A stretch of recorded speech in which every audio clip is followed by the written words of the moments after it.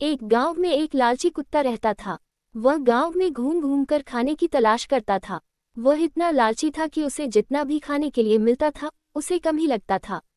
गांव के दूसरे कुत्तों के साथ पहले उसकी अच्छी दोस्ती थी, लेकिन उसकी इस आदत की वजह से सभी उससे दूर रहने लगे। लेकिन उसे कोई फर्क नहीं पड़ा, उसे सिर्फ अपने भाईजन से मतलब था। कोई न कोई आते जाते उसे खाने के लिए कुछ न कुछ दे ही देता था। उसे जो खाने को मिलता उसे वो अकेले ही चट कर जाता। एक दिन उसे कहीं से एक हड्डी मिल गई। हड्डी को देखकर उसकी खुशी का ठिकाना न रहा। उसने सोचा कि इसका आनंद तो अकेले ही लेना चाहिए। ये सोचकर वो गांव से जंगल की ओर जाने लगा। रास्ते में वह पुल के ऊपर से नदी पार कर रहा था, तभी उसकी नज़र नीचे नदी के ठहरे हुए पानी पर पड़ी। उस समय उसकी आंखों में सिर्फ हड्डी का लालच था। उसे ये भी पता नहीं चला कि नदी के पानी में उसका ही चेहरा नजर आ रहा है। उसे लगा कि नीचे भी कोई कुत्ता है जिसके पास एक और हड्डी है।